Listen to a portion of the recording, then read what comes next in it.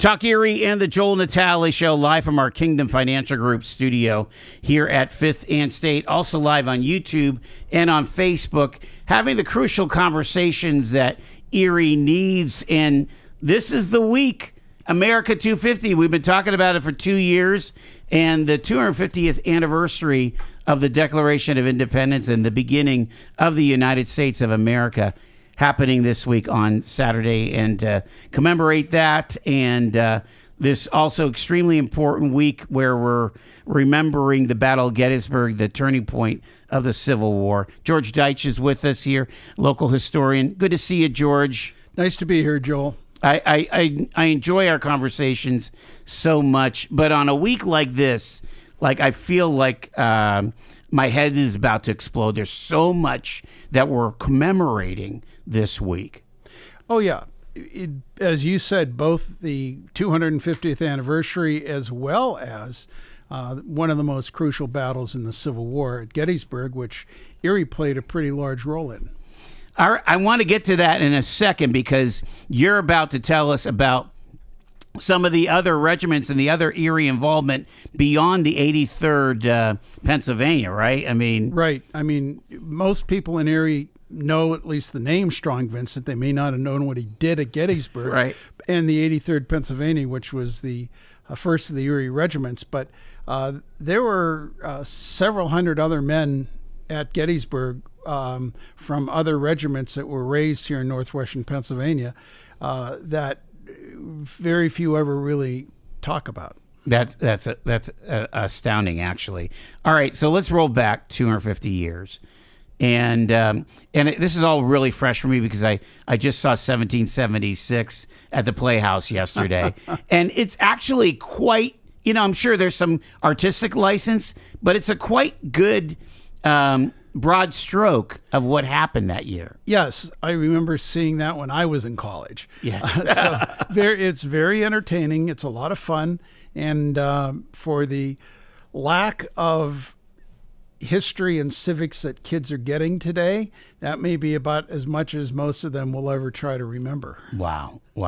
The again, you had members of the Continental Congress from all 13 colonies, and I don't know how the heck they even decided on anything. Generally, it attracted people that they were patriots. They wanted to get out from under King George, right?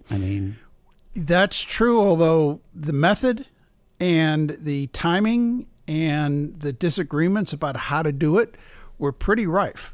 And it is amazing that these men from as far north as Massachusetts and as far south as Georgia actually figured out how to come together in spite of the fact that they almost lived in different countries. Mm-hmm. And some of them claimed they were in a different country, right? Well, ultimately, that's how they all came together to finally agree. Mm-hmm. But it took them a lot of time during the Continental Congresses, and then ratification of the Constitution after that was a struggle, because there were multiple states that did not want to ratify until they got their way in certain things, and the biggest thing was the Bill of Rights. Yeah. Had the Bill of Rights not been passed, we never would have had a ratified, or the promise of the Bill of Rights being passed subsequently, we never would have had a Constitution. One of the things that I forgot that I remembered was that Washington was already at war in 1776. Bunker Hill and Concord, that already happened, right? Right. And Washington then was sent by the Continental Congress to Boston to take over the army that was besieging the British in Boston subsequent to Bunker Hill. Interesting about Washington is he was a delegate to the Continental Congress, and he showed up every day in a uniform. Wow. So it was kind of, he was this 6'3" guy who's showing up in a uniform and had ample experience in the French and Indian War. And I think either directly or subliminally, all the delegates said, "Well, this must be the guy." and of course, His Excellency became our first president, but it took a while.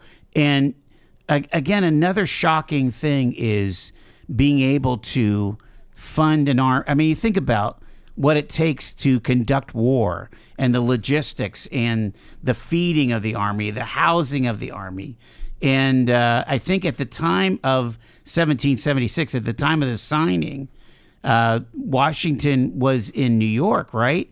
And about to be besieged by the British Navy. Yeah, the largest group of naval ships ever assembled, carrying tens of thousands of British and Hessian troops ready to land. And if you know anything about New York, you've got Staten Island, where they initially landed, which was not fortified, and then they moved over to Long Island and eventually over to Manhattan. Washington was outflanked, outgunned. Everything went against the possibility, and he extracted the army ultimately a couple different times and managed to keep it together, but barely. I mean, we were always on the short end of the stick with the logistics, which is really what makes the Army go. And if you study it, you'll find time and time again that Washington is entreating the Continental Congress, sending letters, sending people, and the Congress was acting a lot like Congress does today. They just weren't getting things done. Wow. It's unreal. Again, that's a scene in 1776 where the courier is exhausted delivering the latest message from G. Washington. I'm reading a book about Benedict Arnold. I'm almost done, and astounding. Here this fellow who was probably a better general than Washington. I'm sure people would argue that, but won Saratoga. I mean, had all these early successes, and actually lost his leg, or lost capacity of his leg, and then turns out to be this horrific traitor because he wanted to cash out. Well, he didn't really want to cash out as much as that the petty jealousies around him from the Congress, people in Philadelphia when he was military governor there, when he was recovering from his leg wound, they just, he didn't get what he thought he was due. He was being harassed, for sure. Yeah.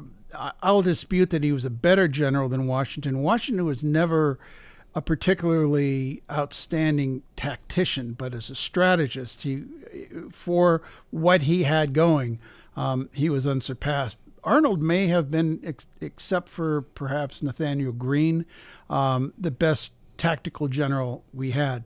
And you mentioned Saratoga and his leg where he was wounded. There is a monument to him at Saratoga, except it's only his leg.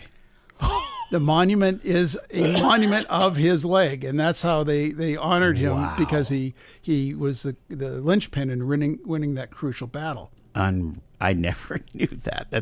That's amazing. So in a nutshell, when you think about 250 years ago, getting to the point of having all 13 colonies vote for independence, and signing that, of course, John Hancock famously, I guess he was the president of the Congress. He famously makes it nice and big so old George could read it, It was pretty tenuous. It almost didn't happen. Well, amongst other things, Benjamin Franklin, who I think is, except for Washington, is perhaps the greatest of the founders, above and beyond Adams or Jefferson. One of the things that Franklin quipped was, we'll all we all need to hang together, or all hang separately. Yeah. They kind of were almost matter of fact about what their fate could be. I don't know if they're matter of fact, but they certainly made that decision. Yeah. There's a book, and I read it many years ago, and I can't recall the title, but it's about the fate of the signers, and most of them did not live a really good life afterwards. Seriously, the ones ones that we know and talk about, but there are plenty of signers who were harassed and run down by the British and whose fortunes failed. And you'd have to look it up on Google for the title, but it's a fascinating book about what happened to the signers. Incredible. So before we go to the break, I want you to give a shout out to our listeners about why recognizing this moment 250 years is important. The country's become so divided politically, more so than any time in my lifetime, and probably more so than any time since the Civil War, that we need to pull ourselves together and remember who we are as a nation. We should take some pride in that. I mean, we just have to look at the Europeans coming over for the soccer games. They're astounded at what we are and what we have over here. And we need to recognize that. We need to quit fighting, and we need to pull back together and look at the broad picture. I remember I was on the National Mall at in 1976 for the 200th, and saw great fireworks then, and I think we're going to have even a bigger show this Friday. You had quite an encounter with the president, didn't you? Oh, I did. It's a pretty wild story, but I was there drinking beer with my college roommates, and the Porta-Johns were not particularly close, and I decided I'd dash across Independence Avenue because everything was shut off. There was no traffic, and get down toward the Potomac River. And so when I went to cross Independence Avenue, not looking either way, there were no sirens or no motorcycles. I stepped off the curb, and there roars President Ford's limousine, and literally he missed me by about 6 inches. Oh my word. They didn't have the Beast back then, did they? No, but they had a pretty big limo. Yeah. But again, he was completely unescorted. That's But insane. there was nobody else there in terms of the traffic and whatnot. Right, so right. I guess back then he just left the White House, drove down Independence Avenue, and he was on his way to do the ceremony, the talk before the fireworks started. That's amazing. George Deutsch is with us. It's 419 Talk Erie. We're talking about this big week in U.S. history, and we're gonna talk about Gettysburg, which again would officially start, so many years ago on Wednesday.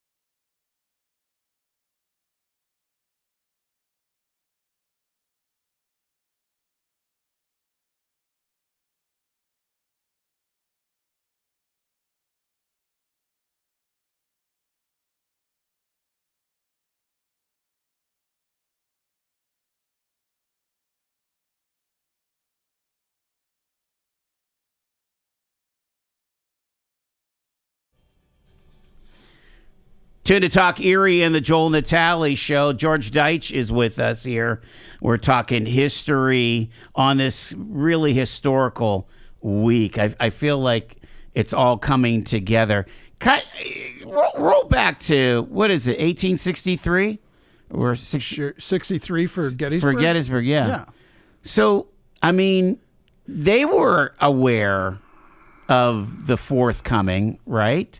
I mean, wouldn't the soldiers, the Union soldiers, hey, the Independence Day is coming, and or were they just so focused on getting to their position and following their sergeants? Well, I think more the latter. Yeah. Both sides actually celebrated the 4th of July. Interesting. For instance, both sides held Mount Vernon as sacred. You know, many of the farms, plantations, Robert E. Lee's home on Arlington Heights, all were occupied. A lot of them were ransacked, but the Union soldiers never touched Mount Vernon. Interesting. And the Ladies' Society, which had started in the 1850s, held it, so that it was not political. Everybody worshipped George Washington. That is remarkable. That's remarkable. All right. Before we go to the actual battle, let's set the stage of where both sides were. I mean, by 63, the Union war machine had to be incomparable, right? I mean, as far as the industrial and military-industrial complex. It was, and it needed to be better led than it had been. The Confederates seemed to have their, the heart of their lineup in the east, where the lower part of the lineup tended to be in the west, and to the reverse. The Yankees in the west, Grant, Sherman, Thomas, were the strong stars, and in the east, Lincoln had gone through commander after commander trying to find somebody not only at the top of the ticket, but also some of the subordinate corps commanders. He had to, flush them out, and he was very active in replacing his commanders because they weren't doing the job. So Meade was the lead commander, right, for the Union? Meade was the lead commander, and the battle started on July 1st, and he only was appointed on June 28th. Are you kidding me? No. Like yesterday? Yeah. And so he had only a couple of days to prepare. When the courier rode up to his tent, and he was in the field in Northern Virginia at the time, he thought he was going to be arrested. He didn't know why, but he thought he was. And they said, "No, you're going to command the army." Wow! And this would have been the Army of the Potomac. Army of the Potomac. Yes. Okay. And somehow that was going to be the lead army.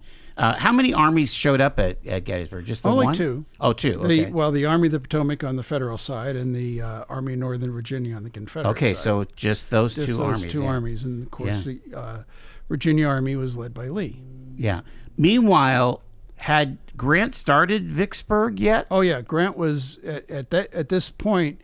He was besieging Vicksburg. Vicksburg was starving. People were eating rats and dogs. Oh, jeez. And it was on July 4th that the general who was commanding in Vicksburg surrendered. Interestingly enough, he was a Pennsylvania Quaker. Oh my goodness. His name was Pemberton, and he married a Yes. Southern girl and would ultimately become a general and the last commander at Vicksburg. I read the Vicksburg book, and I can't remember who the author was, but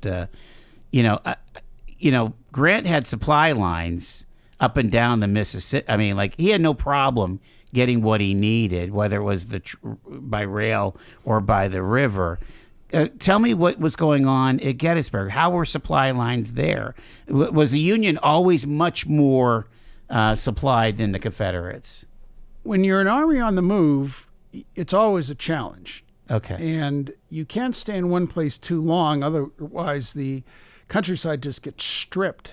Horses, stores, the Yankees. They call that foraging, right? Foraging. And the Yankees were as bad or even worse than the Confederates, even on Union soil. Lee had a pretty strict rule, which was basically followed about if you're going to forage, you're going to pay for it. Of course, they were paying in Confederate script. Yes. But he was a gentleman fighting a war similar to his ancestors. Light Horse Harry Lee, who was his father, was one of General Washington's closest confidants, and he was a cavalry commander for Washington. And so you have this tight circle. Lee himself married who would be the great-granddaughter of Martha Washington. Yeah, Custer, right? Custis. Custis, I'm sorry. Yeah.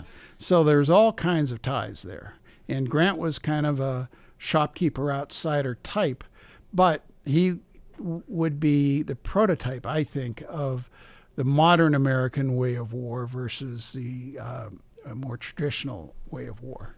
Yeah, some would say that Grant was ruthless, yet he hated the combat, but he was trying to complete it, finish it quickly. Right, and he recognized, much like his subordinate Sherman, much like Stonewall Jackson, is you've got to be ruthless. You got to finish the battles. You got to pursue, etc. Got like a minute. When the two armies met at Gettysburg, it was the Confederates coming from the north and the Union from the south. How the heck did that happen?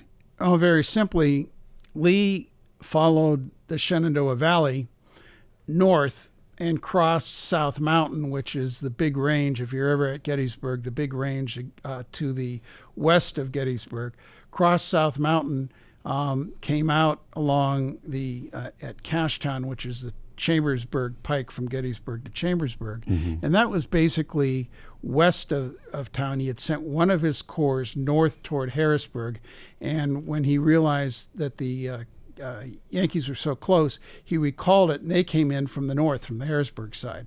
And then the Union Army had been shielding Washington, so it had been following along, and so it was still south of Gettysburg by the time they made contact. We've got to take our break. George Deutsch is with us here. Stay with us. It's Talk Erie, 4:30.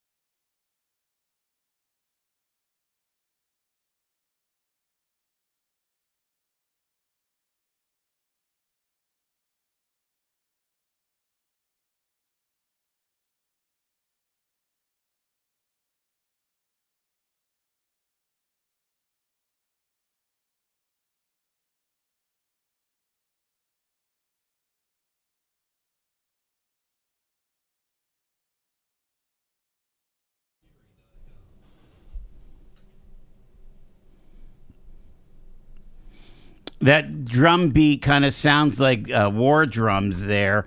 We're talking to George Deutsch, our local historian, on this significant week, not only 250 years ago from the Declaration of Independence, but some, 163 years since the Battle of Gettysburg, just about 5 hours away on the Turnpike.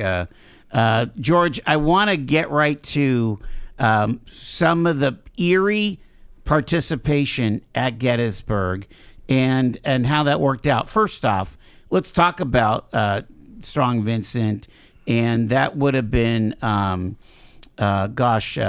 McLean's outfit, right? But he died before Gettysburg, right? So the 83rd Pennsylvania, which was raised in Erie in the summer of 1861, came from a 90-day regiment which had never fought. That was formed by John McLean. McLean got back to Erie, got about half the men to re-enlist, and it became the 83rd Pennsylvania. Why 83? That's the number in order of acceptance into Pennsylvania service.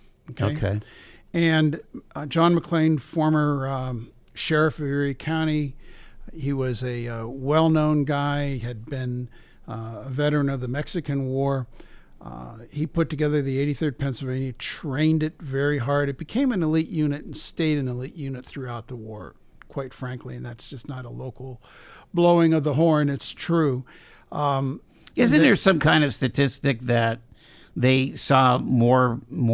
Right. So, number one, they saw more battles than any other Pennsylvania unit. Number two, they had the second highest number of battle deaths of any unit in the Union Army. Oh, jeez. So they were a tough group. Yeah.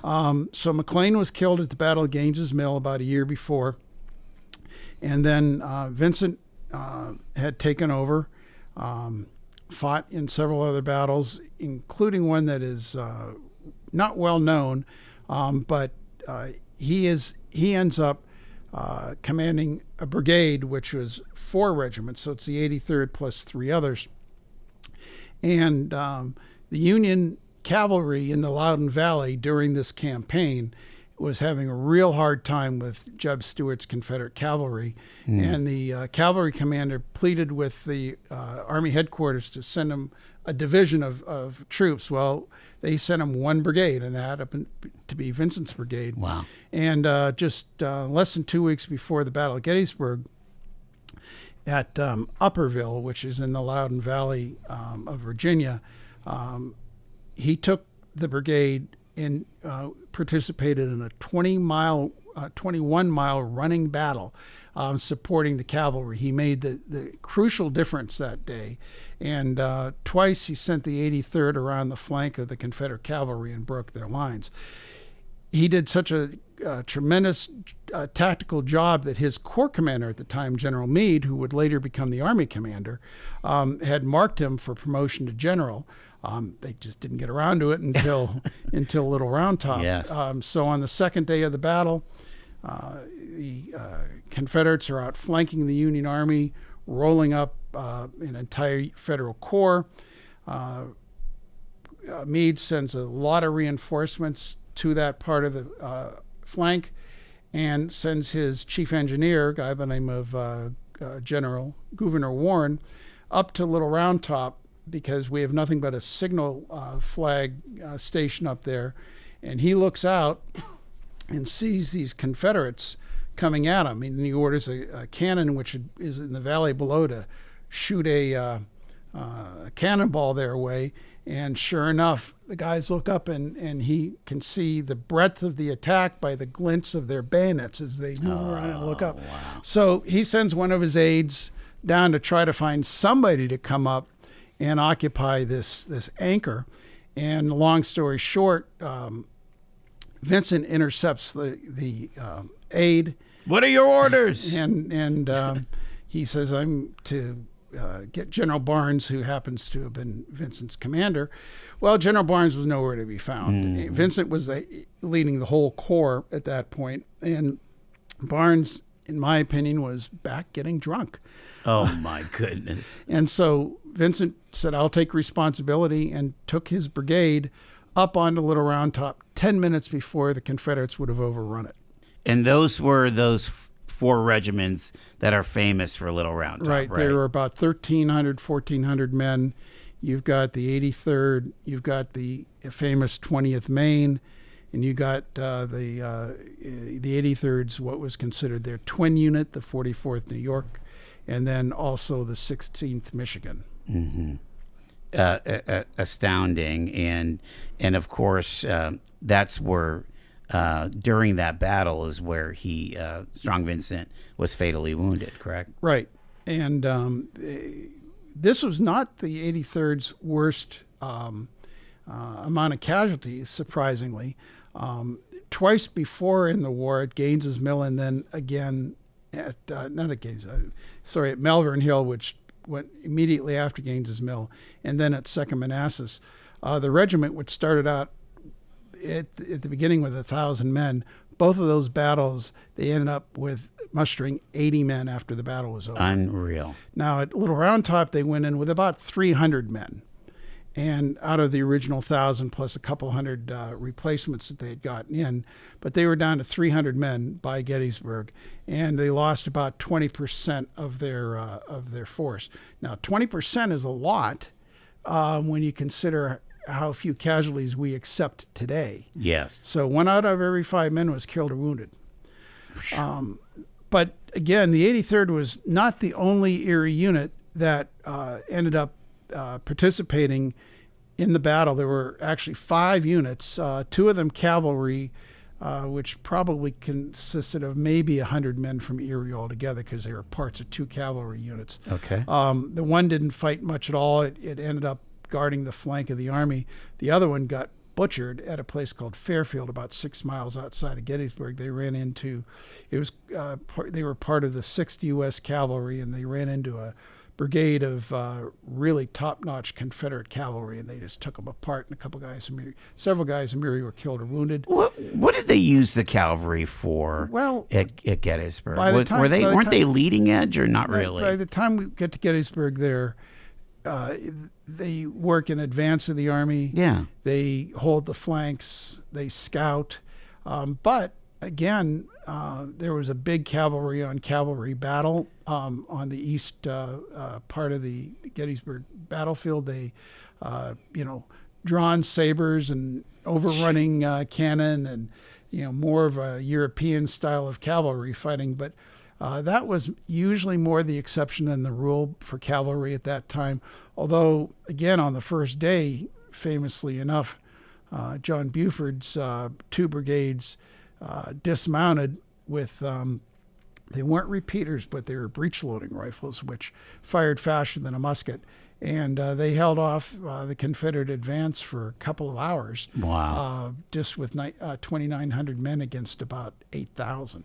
Yeah, if you go visit Gettysburg, you could see some of the armaments, and I just got to say, I mean, the advanced technology that the Union had at their disposal, it seemed much greater than the Confederates, So the other regiments from Erie, yes, sir.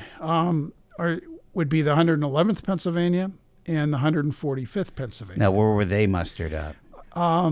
Where did they fight? Well, where did they did they actually originate from Erie, the 111th? And the 145th. Both of them had 145. One of them had 7, and the other had 9 out of the 10 companies in the regiment. So almost exclusively from Erie County. And as it turns out, I had ancestors in all 3 of those fights that day. All 3 of those regiments. So, but the 111th had about 200 men by the time of Gettysburg. It lost badly at Culp's Hill, and they were a tough unit.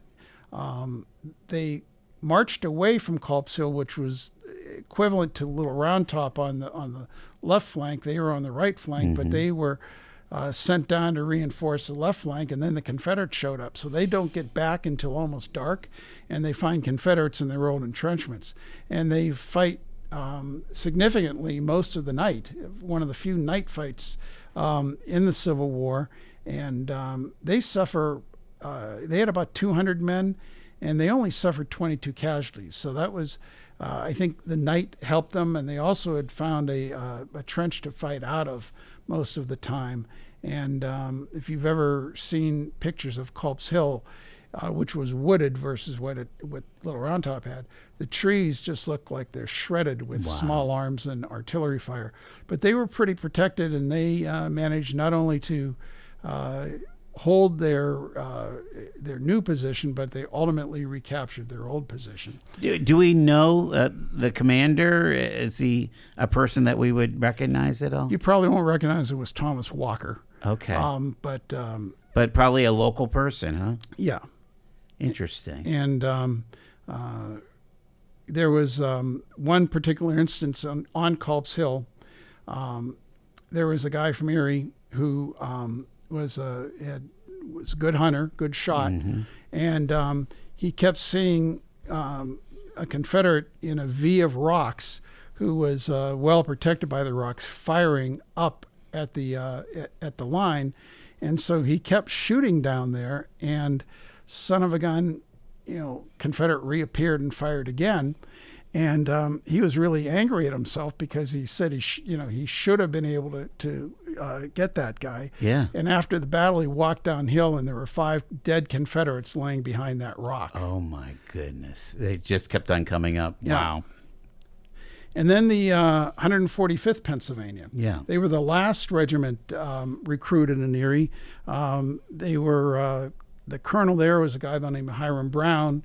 He, before the war, was considered to run the best hotel in Erie, just around the corner from where we are, right up where Erie Insurance is. Okay. And he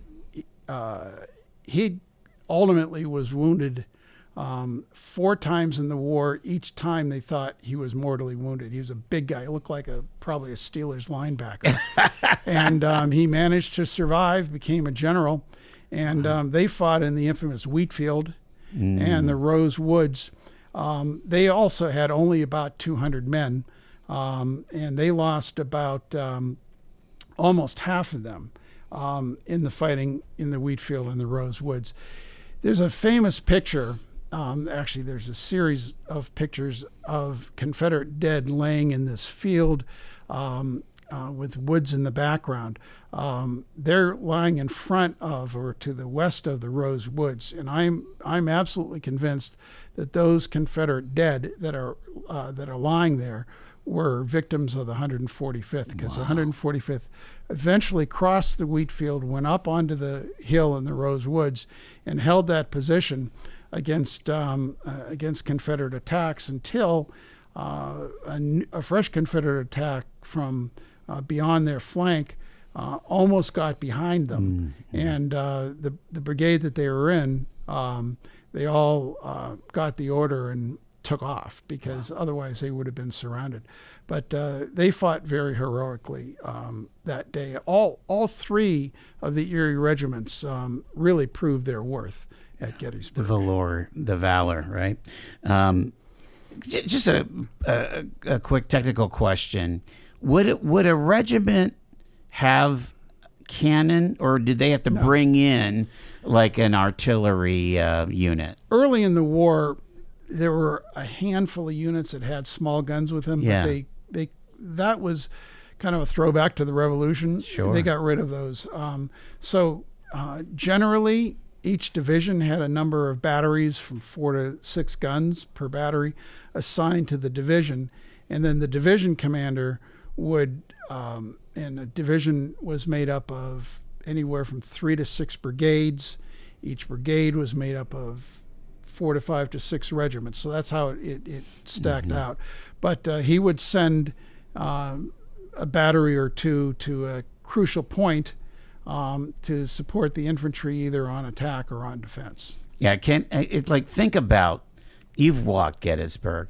Think about trying to get guns up there on Round Top, Well, pretty difficult. they came up from the backside. Yes. On an old logging road that had been used to clear the front face of Little Round Top 2 years before, and they had to manhandle them up. And a lot of the guys from various troops that had been stragglers or had been kind of shirking the fight, they got impressed into having haul the cannons up along with the cannoneers themselves.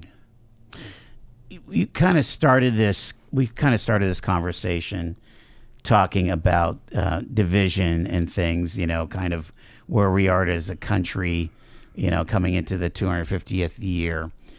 When you think back at that conflict, the war between the states, as they would call it in the South, or the War of Northern Aggression,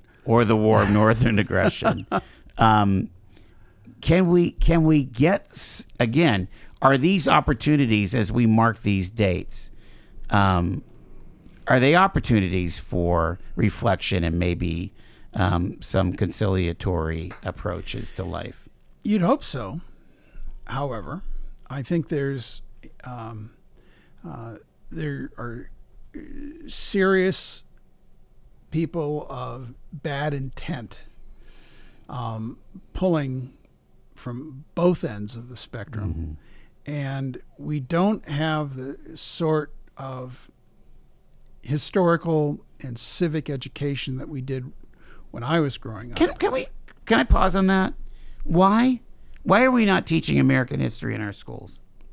Well, or are we, and it's just kind of... I think we're not doing it nearly as much or nearly as effectively as we should. And politics gets into that too. Sure. I mean, we seem to talk more about issues, and I'm not going to start to throw any rocks. Yeah. But, we talk about issues that, like gender issues rather than reading, writing, arithmetic. And I think that the lack of civics, not only history, but the lack of civics, you get it at a lower grade, and that's usually about it. And you do get history classes, but a lot of them are electives. And not to cast any aspersions, but when I was in school, it seemed that the football and basketball coaches taught the history classes. Yes, they did. And and people, and they're so teaching out of a textbook. Yeah, basically. and don't that does not tend to get kids excited and find a passion. If somebody's teaching you out of a textbook. Yeah, you think about the great moments. You think about the aftermath of Gettysburg, and Lincoln giving that address. What was it, 256 words or something like that? Yeah, it was like under 3 minutes. Yeah, and that's the one that lives to today. Yeah, and I teach multiple courses, have taught multiple courses on Lincoln. I actually have one coming up at Chautauqua next week. But there are really 5 great speeches that he gives, and there's thousands of books on Lincoln. And if you read those 5 speeches, you'll know Lincoln as well as you can, I think. And Gettysburg Address is one of them. And I think the most important political speech, my opinion, in the history of the country was Lincoln's second inaugural. And if you want to read about bringing us back together as a nation, and you want to talk about the costs of ending slavery, but the reconciliation that he was preaching, read the second inaugural. It's only a few minutes long. It's on the side of the Lincoln Memorial, the whole thing. It gives you an idea how long it is. But I think it's the greatest political speech in America. Talking about our better angels, right? Yes. I mean, we can all lock in on that. Again, fascinating to think about everyday citizens from Erie County, Pennsylvania, being in that great battle and really till the end of the war, right? I mean, after Vincent was lost, what happened to the 83rd? Well, all three of them fought throughout the war. Yeah. The 83rd would go on and lose about 40% of its total casualties in the 1864 Overland Campaign. Okay. So they lost tremendously. They did things at both the Battle of the Wilderness and Spotsylvania that were unique in breaking through Confederate lines. They fought throughout the Gettysburg campaign and ended up at the surrender ceremony at Appomattox. So they were there from literally the summer of 1861 to the April of 1865. Unbelievable. Take one more minute and talk about the bugler. Oh, okay. So Oliver Wilcox Norton was a young man originally from Western New York, but as a late teenager and 20-year-old, he was a school teacher in Springfield, Pennsylvania, out on the west side. On the west side near Girard, West County.